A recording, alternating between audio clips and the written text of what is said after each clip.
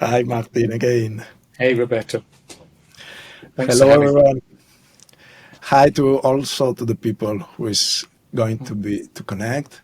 And actually, if you are already connected, now we have this screen at this moment we are monitoring. I will close it. But if you are already connected, just maybe say something into the chat, say hi, so we know you're there. And we are not going to check the chat in the first part of the conversation, but then in the middle, we are going to see if you have any question.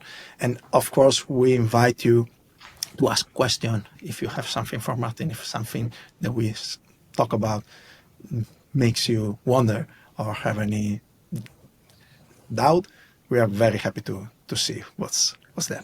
And thank you so much, Martin, for doing this with me.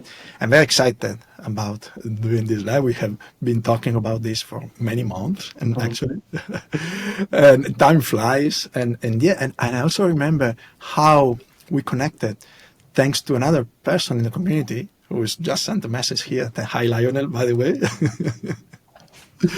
And I want to thank you for being here, for taking this time, for blocking this space, and also thank the people who is connected now and who is also investing 1 hour of their time, which is our most valuable thing, and we're never going to get back.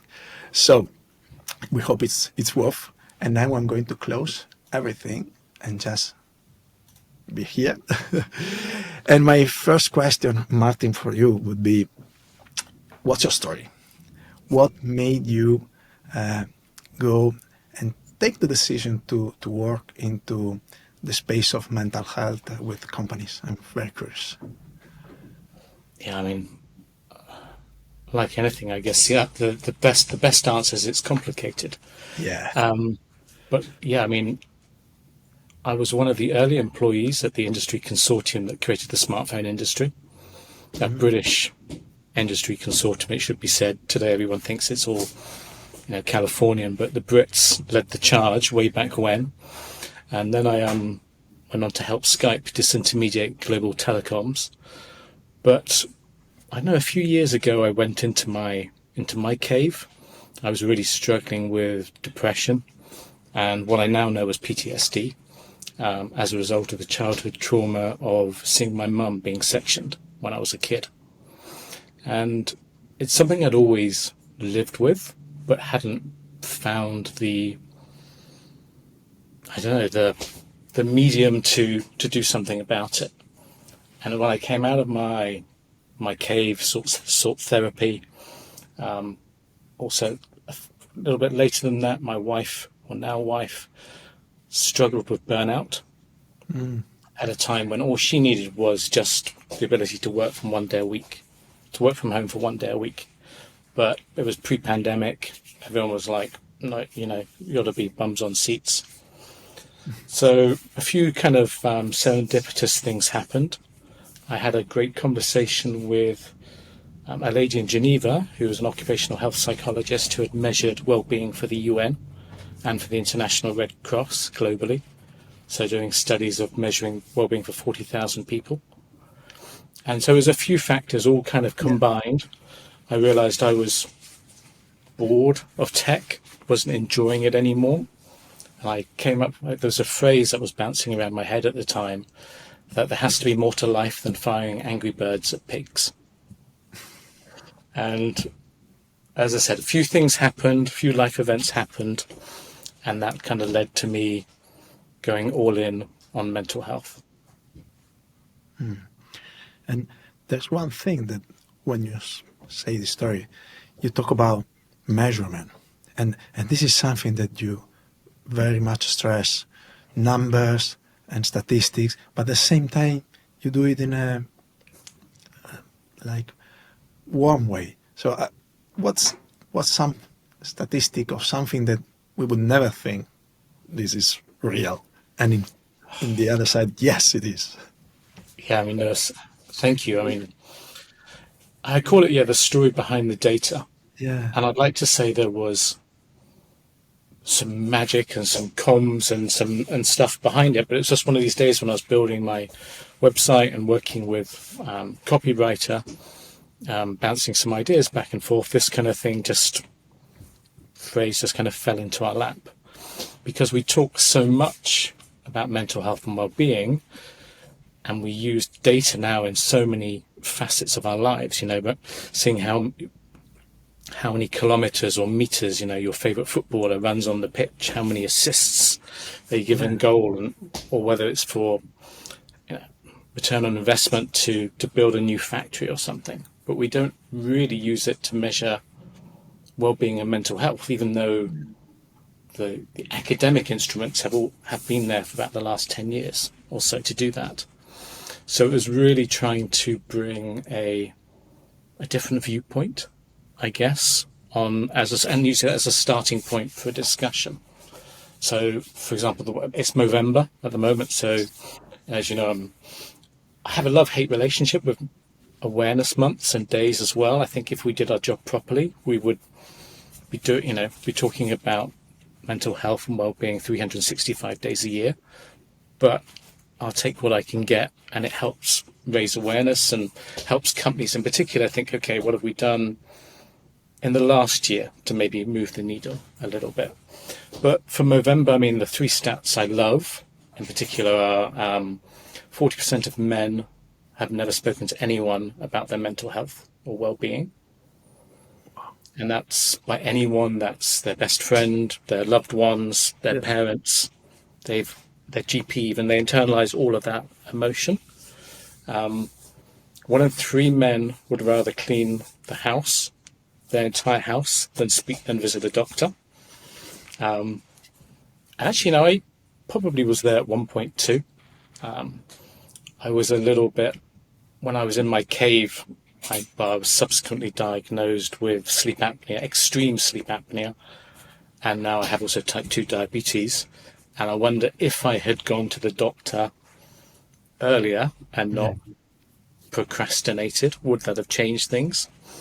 But yeah, stats, we use them in every facet of our life.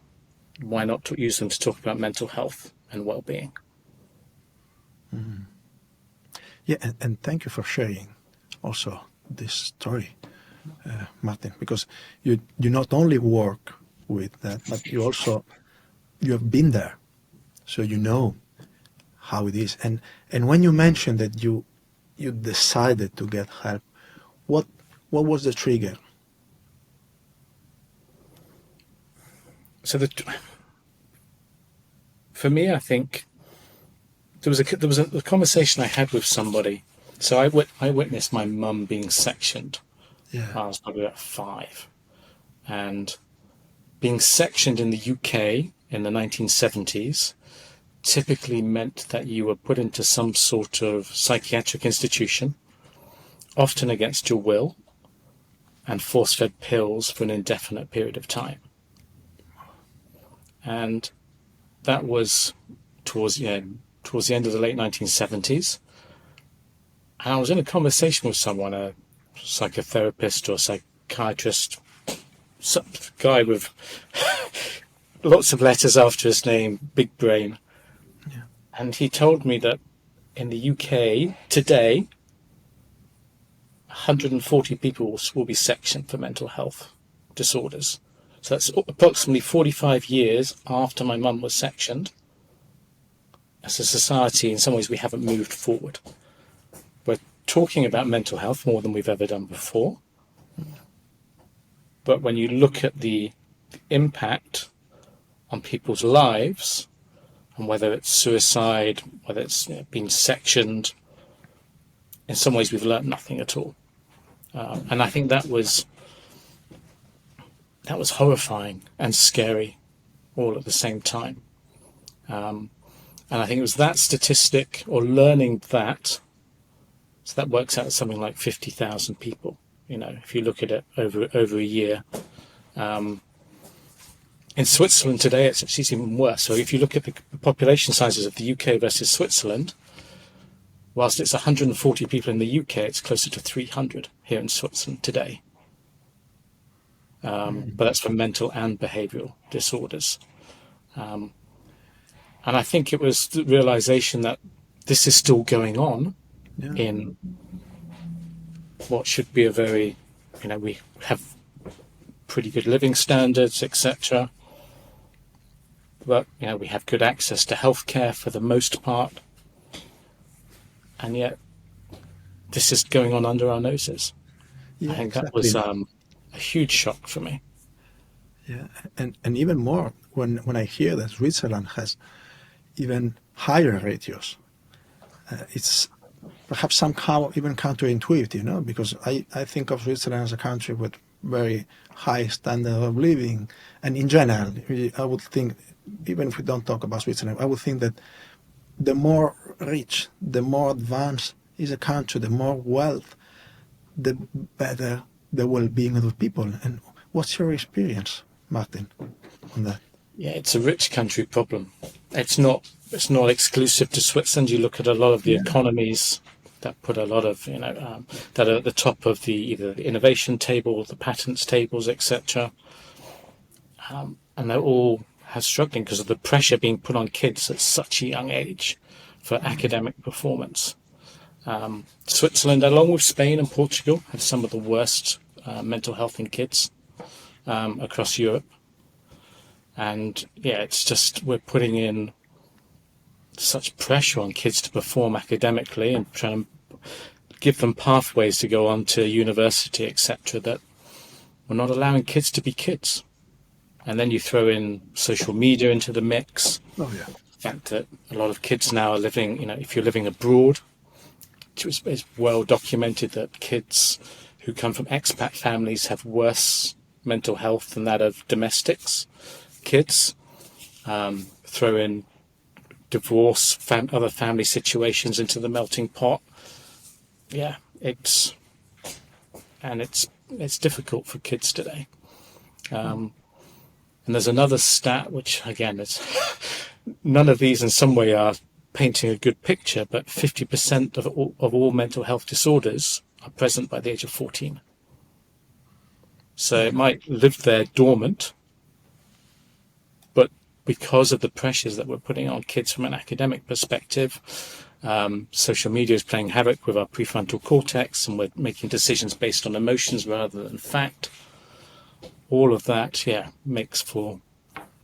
can be quite a difficult childhood. And I know, my situation was very different in some ways, but that PTSD came out only in the last 10 years or so for me, or a knowledge that I had PTSD as a result of witnessing what happened to my mum, and I didn't know my mum as a result of her mental health struggles.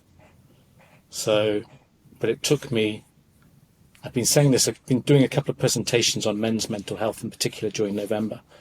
So it's a little bit easier to say it now, but I've been saying that, it's basically taken me 49 years, an ENSA mental health first aid course, and quite a lot of therapy to be able to share that with you. But it feels good to talk about it as well. And it's liberating as well. Yeah, and thank you, Martin, for sharing this, because one of the things is that, especially now you share the statistics, how is it that it's so challenging to talk about these things? First of all, talk about this issue, and second, for men, especially for men. What do you think there is behind that? So mental health doesn't discriminate. Irrespective of gender, we all have the same struggles. I mean, men, it tends to be more terminology like substance abuse or PTSD, depression, anxiety, etc. But so on that hand, our struggles are the same, but it's the way that we're taught to deal with them. That's the difference. So, I grew up with my dad and my stepmom. And even today, my dad is 81, I try and give him a hug, and it feels like I'm hugging a block of ice. He doesn't lean in, it's kind of like, hugging just someone. And you hug him because he's your father, but you don't feel that you get that lack of that tactile nature back. But my dad's generation comes from, even the word stigma for my dad. When I told him I was going into mental health, we had a row about the use of the word stigma, because for him that's a dirty word. Not even, and that's before we even get on talking about mental health. So certainly as a kid, if I was struggling, I hid behind "I'm fine," like a lot of men do today. Or when I was told to pull myself together, to keep a stiff upper lip, you'll get through it. It's just a phase. It's just a thing. Yeah. So it's hard. For a long time, men have been told to, keep yourself upbeat and pull yourself together, and you'll pull through it. We're not taught to show any vulnerability or emotions. We kind of have this outdated ideas of masculinity, that we can't show any vulnerability, we can't cry. Even hugging, so I love to give my male friends a hug, and sometimes you see people who are like, you can see in the corner of their eyes in the pub, especially, like, why are guys hugging? But for me, it's a wonderful expression of emotion. But for a lot of people, still, men, struggle with that because they've learned that from their parents, and it's been passed generational behavior. We are socialized a lot. I think a lot more than we ever acknowledge how much we've absorbed from our folks. Yeah, and when you say that, difficult. Absolutely, you're talking about the kids, and if I think about my own kids, for example, my daughter and my son, they give me the same hug. There is no difference in how my son gives hug and how my daughter. and it's there's something they can also teach us, no? So it's things that have no expectation, no conditioning, nothing. So I wonder, how can we allow them to express that, and at the same time show them that it's okay to express this thing, and it's part of life. It's not, you don't have to hide it. You can be frustrated, you can be sad, you can be disappointed, many things. It's okay. How can we do that? What's your take? Yeah, so it's a cliche. So we work with schools. We can measure mental health in schools for kids from grade 3 and upwards. That's 7, I guess. The mental health literacy of parents, and also staff well-being. Mm-hmm. But when it boils down to it, teaching kids that it's okay to not be okay is the best thing that you can do. And the sooner you can encourage a kid, whether it's in class or at home, to stick his or her hand up and say, I don't feel great today. And the sooner you can instill that value in that child, the better they will be, the more resilient they will be in life, and knowing that it's okay. We've lived for so long where men believe, showing any sort of weakness is a chink in their armor, is a vulnerability. I've talked about it a lot on LinkedIn, and it feels sometimes like I'm like a broken record. But this phrase that, asking for help is a sign of strength and not a weakness. But yet, even today, even in 2024, we need to keep saying it and keep saying it. Yeah. And I would add also that we need to see them in others. So if we see someone that we respect or someone close to us do that, we say, okay, maybe it's happening also something similar to us on a different situation, but then we see that the person asking, and when I see someone asking for help, or he or she saying, I'm not feeling good today, I'm pissed off, or I'm disappointed at this, I don't think, oh, you are weak or what a bad person. So if someone says that to me, why should I fear that? Because, and at the same time, it's a way to show, I think, that we appreciate, we care for the other person. Because if I value our relationship, I will be more open with you. I will trust you. So it's a sign of trust. Yeah, and this is it. When if anyone who's listening or watching this, if you think back to the last time someone came up to you and asked you for help, did you think less of them as a result of that? On the contrary. Absolutely not. If anything, they went up in your estimation. Exactly. So Yeah. this judgment and stigma is living rent-free up here. Exactly. And as men in particular, we're crap at putting our hand up. At the same time, when we see other people struggling as well, we want to come with solutions and answers, because that's how man was built. We come, we make fire, and everything else. But actually, just saying to someone, look, I can see something's not right. How can I help? It cuts through all the need to be a subject matter expert on anything. It works both professionally or in personal life, and just showing someone that you care. Exactly. It's a simple thing, but for a lot of guys, because we think we have to come with solutions, therefore we avoid the situation and we bury our head in the sand, and then that just becomes a vicious circle. Absolutely. And this also reminds me, on a different plane, in coaching, you don't give solution. Absolutely never. It's not the goal of the coach to fix the problem. If there is a problem or whatever, the topic is to listen, to ask a question, and to connect with the person, to make them feel seen, and then each of us will come with our own solution and our own resources. And just having this space and being seen and being listened to, it's not yet so common. Yeah, the problem is I think we're all guilty of it. When someone's talking, you're automatically thinking of a solution. Yeah. We need to the 80-20 rule of just listening 80% of the time. It's easier said than done. It does require a lot of practice and patience, even now. Yes. But sometimes just taking a breath, taking a step back can help enormously. Absolutely. And this reminds me of something that we are here, we're talking as if we know everything, and it's not, of course, like this. We are human.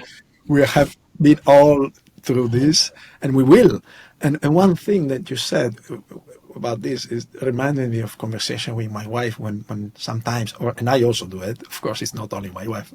And when my wife tells me something, I tend, and especially with my wife or with people who are very close to us, we jump to this solution mode. So when I catch myself, which sometimes I don't, I ask her, okay, are you telling me this because you want my advice, you want my opinion, or because you just want to share? And then most of the time she says, no, I just want to share with you. Okay. And that's it. So the more I do it, the more I get it, that I don't need to give solutions. I just need to listen and maybe ask another question. Maybe when someday happens something or I see something, I say, okay, looks like something's going on. You want to talk about that? Oh, no. Okay, that's fine. But then I'm there if you want. Yeah, just giving her the space. Yes. Happy wife, happy life. Yeah. Is a phrase we use a lot. But also adding, sometimes people won't answer when you ask them, how are you? We do this on talk and listen sessions for men online with a great guy in the UK called Zane, who's a big, strapping ex-copper New Zealand guy. And we always ask people at the beginning of the call, how are you? And we ask them to give them a number out of 10 of how they're feeling. So 1 being meh, bad day, 10, top of the world. But we always say you're not allowed to choose 7. It's the numerical equivalent of I'm fine. Yeah. And taking 7 off the table forces you to reflect on how you're really feeling. And sometimes just doing that, and then also asking, really, how are you really doing, when someone asks fine, that's kind of the mask. Yes. And then you add really to it, and the mask slips, and they will give you, hopefully, a more honest answer. Yeah. Thank you for that example, Martin. And now that you say this, I'm fine, it reminds me of the classic answer when we ask this at work. How are you doing? Oh, I'm great. I'm fine. And I'm curious, in your experience, what's the connection with work? How all these things apply in the world of work? There's still some debate, I think, on whether we should be talking about mental health and well-being at work. Yeah. Some people talk about, the fact that you should bring your whole self to work, and kind of what you see is what you get. And others think, there should be clear boundaries between my personal and professional life. I'm obviously biased, so I think that you can't. It's exhausting trying to mask what's going on in your life. And my life is relatively simple in the sense that we don't have kids. We live together. We have a furry friend. He requires going out 3 times a day. We don't have the pressures of caregiving for ill relatives, divorce, all these types of life events that sweep us up in midlife. And I struggle sometimes just trying to be me, because there's this belief that because you work in mental health that you always have your shit together, and which is a complete fallacy. And apologies for my French, but I wobble just as much as the next person. I'm much better now this year at understanding what is causing that wobble, and I have a lot more techniques for dealing with it. But you posted something recently about the Helsinki, was it a photographer or a cinematographer in... the bus. Staying in the bus. Yes. So this theory that all the buses leave Helsinki traveling the same route, and then at some point in time they will all diverge to go off to their destinations.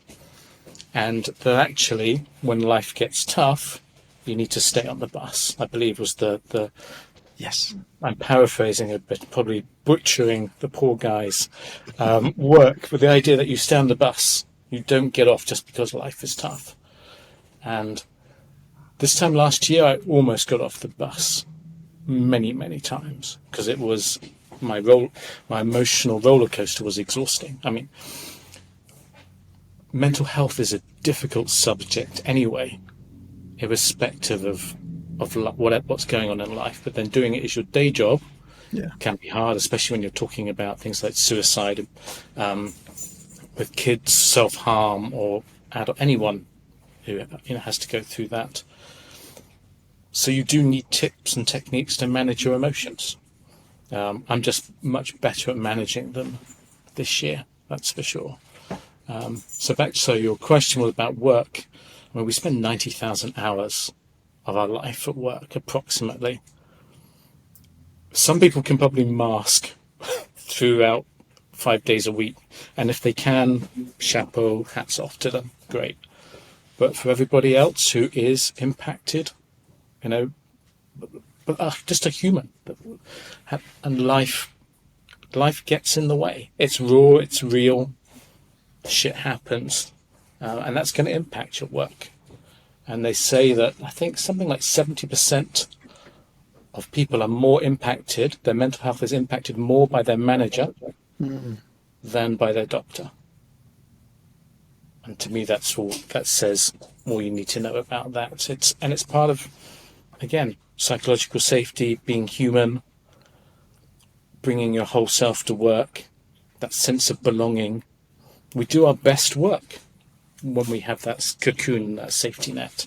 Yeah, absolutely. Otherwise, we're just whistling in the wind. Yeah, and also, if we have a safe space or secure base, as George Colliser would call it, in our work, in our colleagues, if we have some struggle in our personal life, we can ask for help. We can be heard there. And again, when you talk about the managers, how important it is the role of a manager to create this safe space, to create this psychological safety, so to even to normalize these things. And when once I heard my own manager, one of the managers that I had, talking about his own struggles, I say, okay, and it gives you permission also. And I also did it sometime. I say, okay, today I'm very stressed because X and Z happened, and I want you to know it because you will see that. And I cannot put the mask all the time. You will see that. And I prefer that you know it. And you know that it's not about you, it's about me. It's about what happened this morning or yesterday. So please forgive me if I'm rude or if I say something out of my line. And this is my content. Of course, this does not give me permission to be rude. It's just letting the people know that I'm human and I have some issues that I have to work on. And then what happened? That people helped me. And also we had more trust after that. It's an incredible facility is the wrong word, but it's incredible when you let your guard down and just share something about your life, whether it's you're struggling to conceive as a family and you're going through IVF, or you have a parent who has dementia, or someone who's in palliative care, final stages of life, a child who's neurodivergent. It's part of what makes us human, and we can't be this robotic persona, even all the time. We are hugely impacted what goes on outside of work. Yeah. Because I know for you particularly, you have it with your son, and you've shared very openly about his struggles with his neurodivergency. How has that been? How much of a struggle was it for you to come forward and share that with your colleagues? Yeah, thank you, Martin, for asking this. And actually, this is one of the examples in which I was actually, it was like so much a surprise.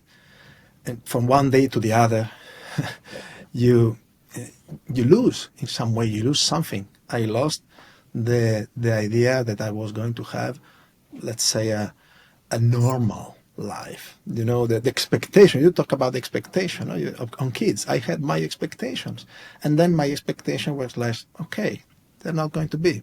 So you have to deal with that first. And when I dealt with it, when I started to deal with that, I said, okay, what am I going to do at work? Because I want to be present with my son.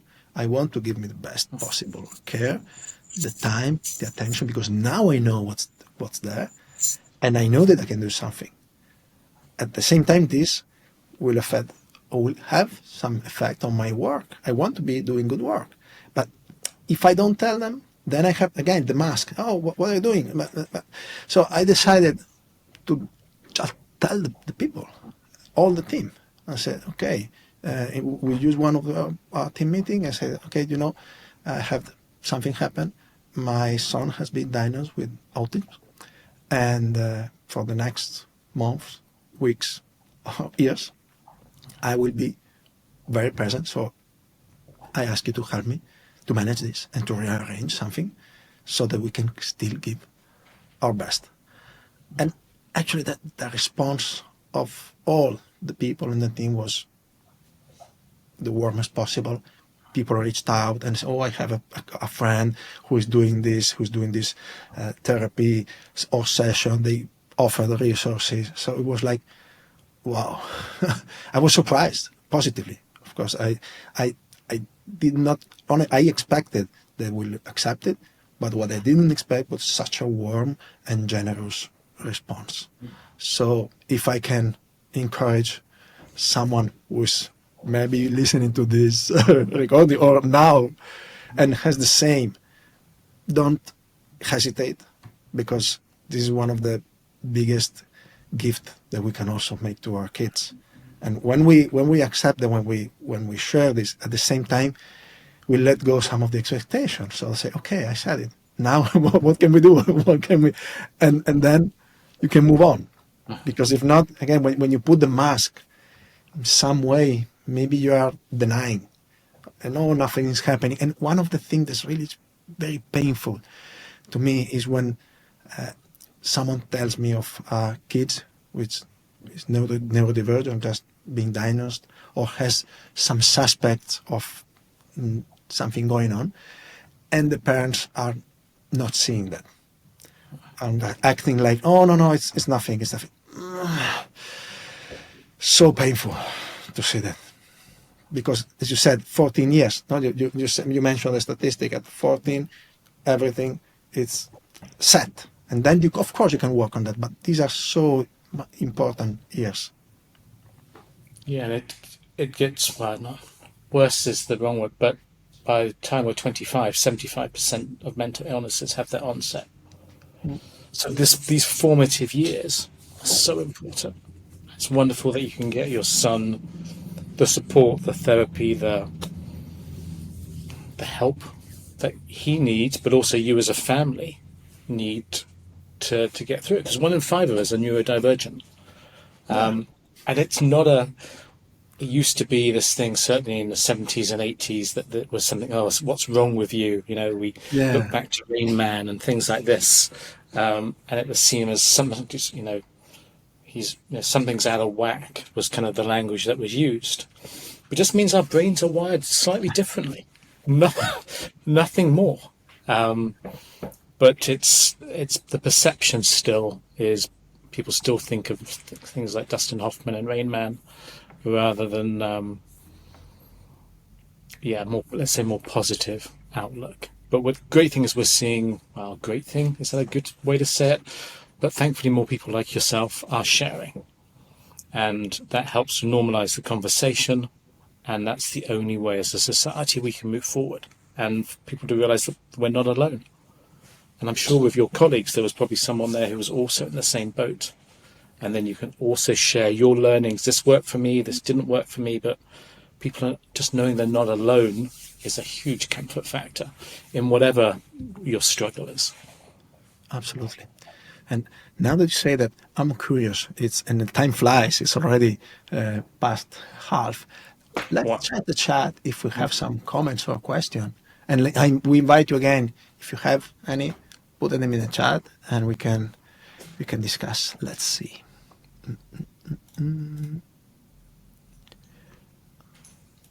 Okay, here.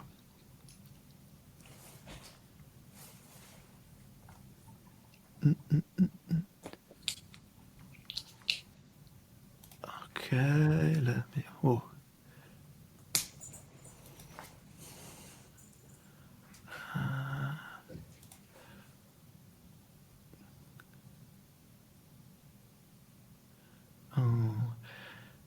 Hello. Okay, I see a few comments. Let's go to the beginning here.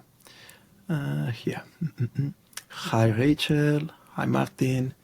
Hi, Heather. Claire. Hi, Maria. Gopi-chan. Hi. Okay, I see here some comments which are actually not related to the conversation. Yeah. But then I see having compassion and understanding is important, so feedback can open up. Thank you, Rachel. That's. I'm trying to see, because we have a lot of comments, and actually not all of them are related. I see. Yeah, that's so powerful. Okay, Miguel. Miguel is talking about schools, and it needs to start at school age until we have the generation who is there today, is entering the workforce. We need to help people to do so in the workforce, which I see is the school for adults. You want to add something on this, Martin? Can you repeat the last bit? I didn't hear. Miguel is talking about we need to start a school, and he said, okay, but at the same time, if we don't start a school, workforce is the school for adults. Yeah, I think we're seeing certainly Gen Z, as we call them now, they're coming into the workforce and they're starting to make demands that our generation certainly almost you push back on and think, no. But actually they are starting to be much more aware of their mental health and well-being. and what works for them and what doesn't. Whether it's hybrid working, the ability to go to the gym at 11 o'clock, people are demanding flexibility from their employer and demanding that their employers give them a work-life balance, for sure. But I think from a school perspective, I think schools are trying really hard to do the right thing, but it's so difficult. They got it's not just education anymore. And when they went through the pandemic, teachers having to do spit tests as well as keep the kids' grades on track and stuff like this, it's tough. But even I've been talking to a school. I'm not going to narrow down the geography because it will try and preserve some confidentiality. But there was a girl who hung herself in a dormitory of a boarding school over Easter. And you think that will be the trigger for the school to start investing in mental health and well-being?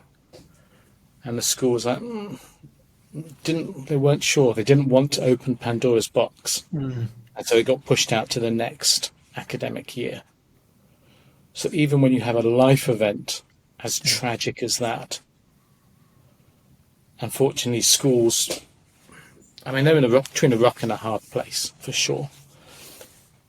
And parents in particular, some parents, as you touched upon, don't want to share their experiences, maybe because they had a bad experience of school as well themselves, or they have been brought up to think, a child should be seen and not heard, and these types of phrases that certainly was kind of rammed into me, as a kid. But the sooner we can let children and acknowledge their emotions, and we touched on this earlier, giving them the vehicle to do that, school is no longer about academic success. That shouldn't be the benchmark of a child's success anymore. How well-rounded, how empathetic, how much compassion do they have, how much resilience. They should all be elements which are just as important, if not more, in their curiosity, their emotional intelligence. Yeah, there's a great quote by Daniel Goleman, the father of emotional intelligence. And he says that 20% of our success in life is down to our IQ. And 80% is down to our emotional intelligence.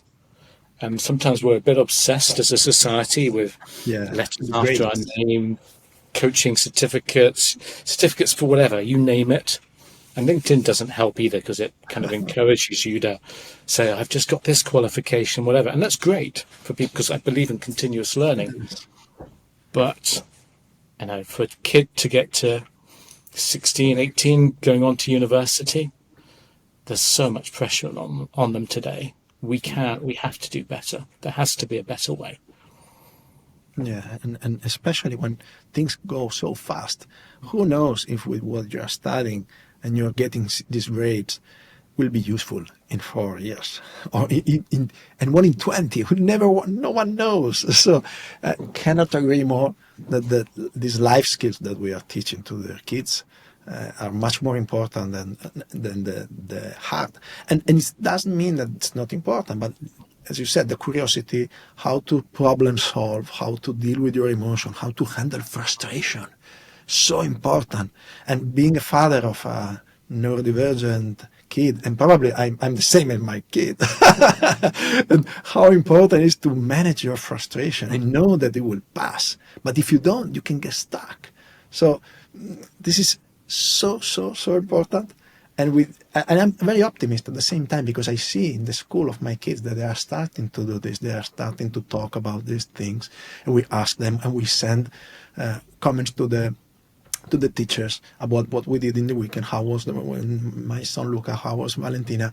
And we have this kind of conversation. So I'm very much optimist. At the same time, I know that things go slow, but I see some rays of sun into that. Yeah.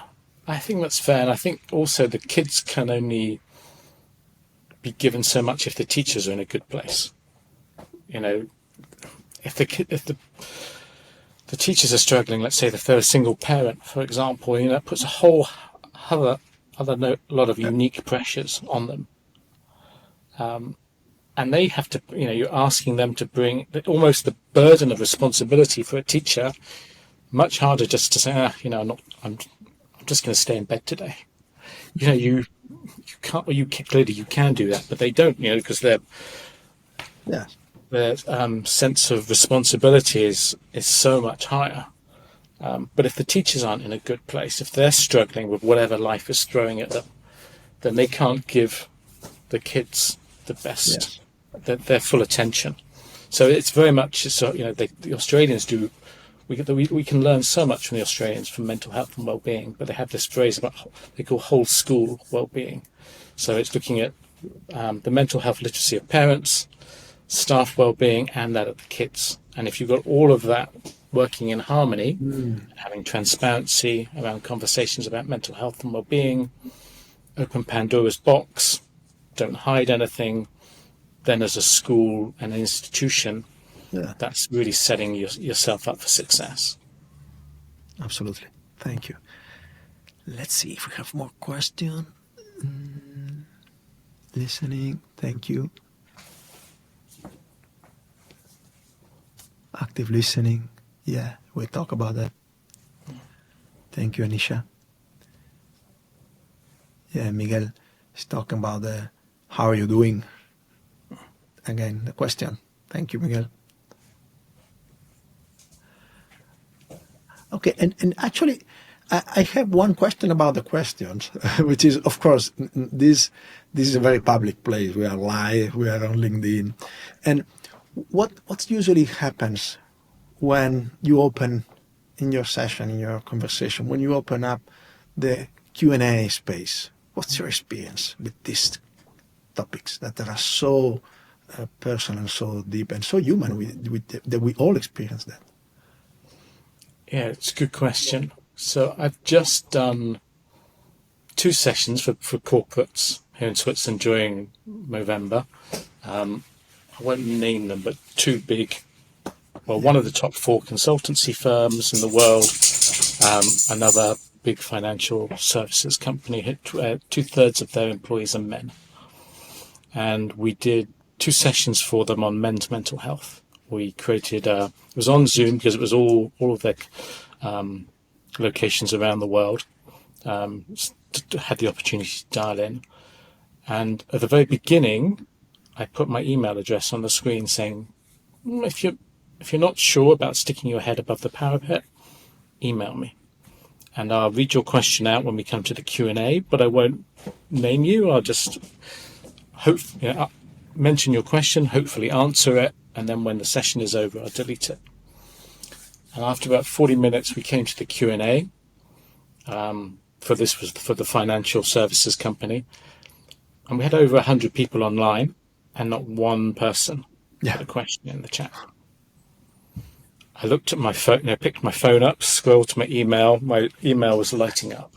Wow. And it wasn't just short questions.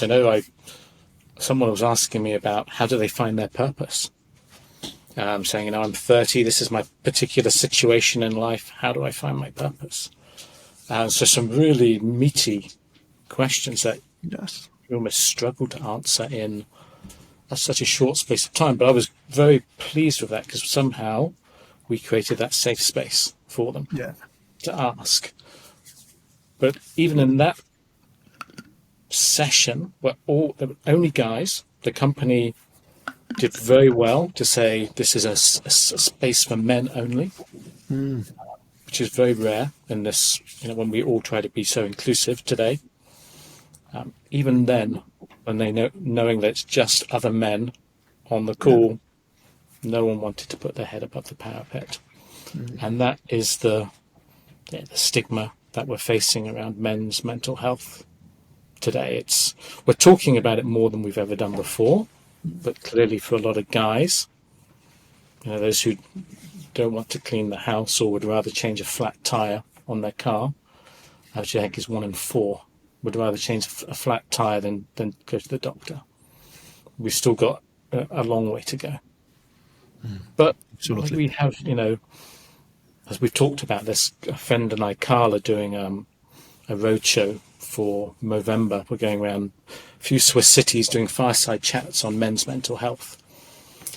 And we say, if we can just help one person during all of our sessions, during all of our conversations, if we can just help one person who might be struggling or at the very worst, thinking of stepping off into the abyss, then it'll all be worth it.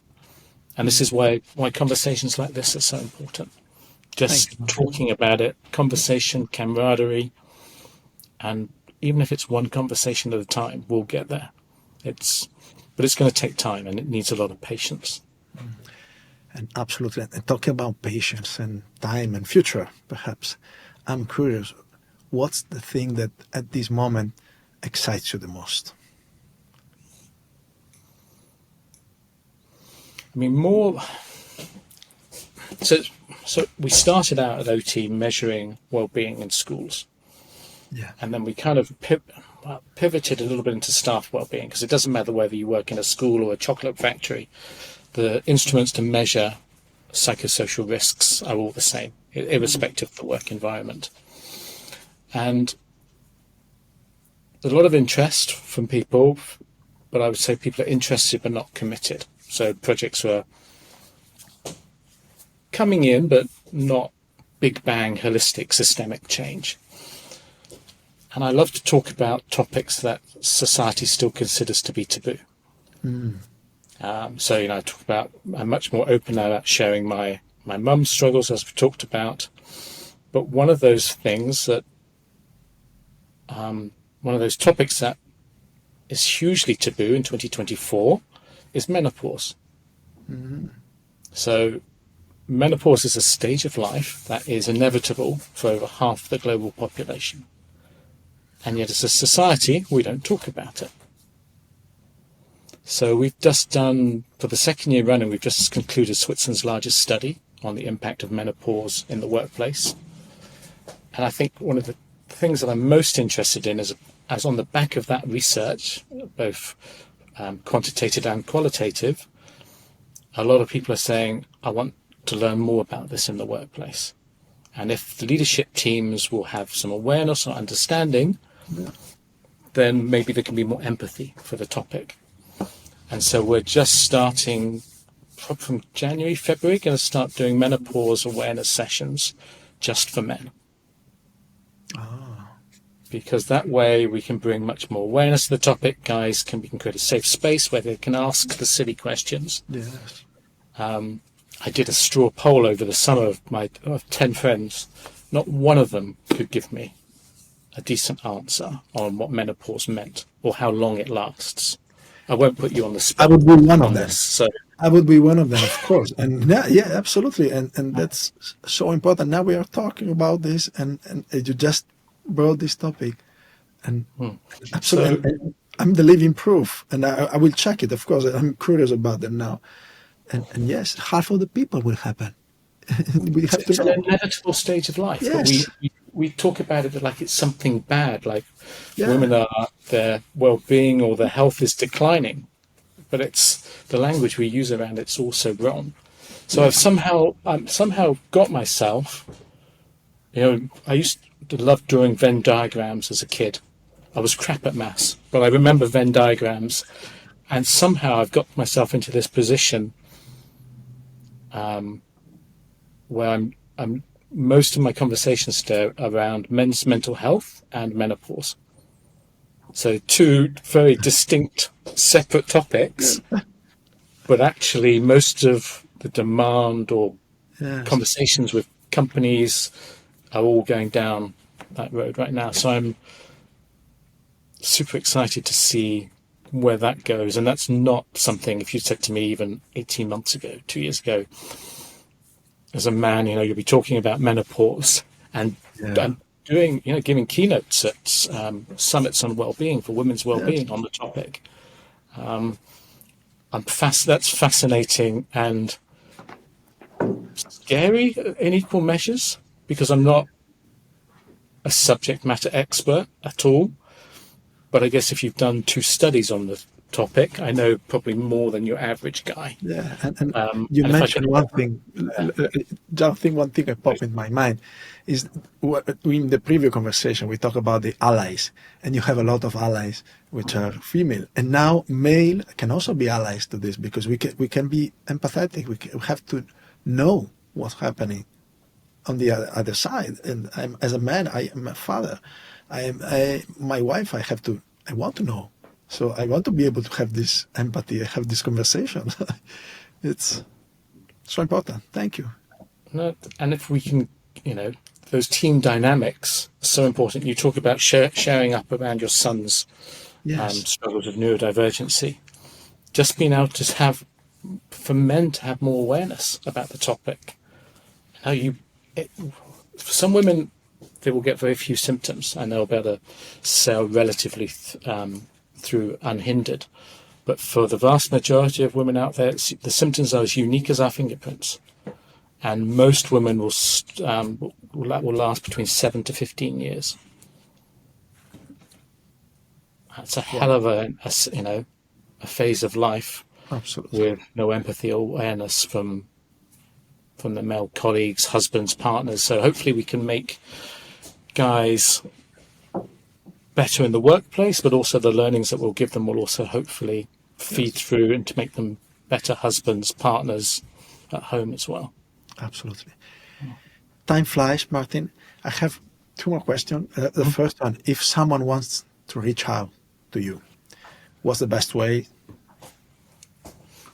LinkedIn. I have a love-hate relationship with social media, but in fact, even it's hard for my mental health. So I can only just about keep a conversation going on LinkedIn before I can't do TikTok or Instagram or anywhere like that. So LinkedIn, whack in my name into LinkedIn and send me a connection request. Probably the easiest way. Thank you. Great. And of course, we will put everything, all the links and everything else in the chat and in the notes. And before we wrap up, I have one more question, which is, what would you like to see more and less in the world, if you could choose? That's a loaded question. I could go on for Yeah. quite a lot. I would like to see more. Maybe it's a little bit of a heavy topic to end on, but I'd like to see more empathy for two things: domestic abuse and suicide. So we've been talking for about an hour now. During this, a male 65 males will have died by suicide during the time that we've been talking. Someone dies by suicide somewhere in the world, irrespective of age or gender, every 40 seconds. It's hundreds of thousands of people. And yet, we don't talk about it. Yeah. Domestic abuse, 1 in 3 employees will be victims of domestic abuse. And we think of domestic abuse as physical altercations, but it can be financial, coercive. It's not just... Yes. For want of a better phrase, black eyes and beatings.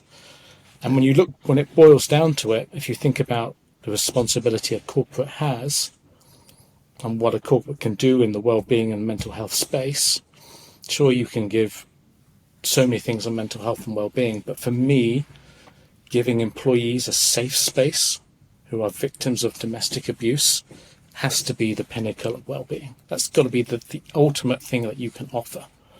And some companies do that really well. Vodafone, in particular, are probably the world leaders on that. They have fantastic policies. And if you are at risk, they will get you into a safe space. They will get you legal help, etc. It's phenomenal service.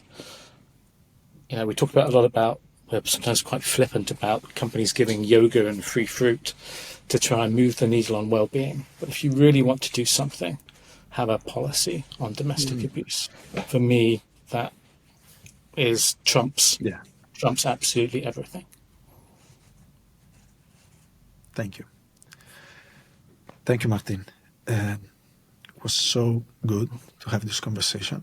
I also am intrigued by some of the things that you share with me, I will definitely look more into it. And you are such an example of what we're discussing, what sharing, being open, normalizing things, and reducing all this, the stigma and the expectation that we have to be like this mask. So thank you so much. Thank you for the people who are also have this wonderful question and contributed to the conversation. And I hope, as you said, that it's not necessary to talk about these things. At the same time, we will definitely do more. Yeah, thank you, Roberto. Thank you for creating the space to have this conversation.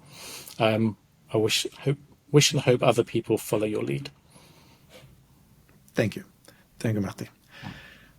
Bye, everyone. Thanks, everyone. Take care.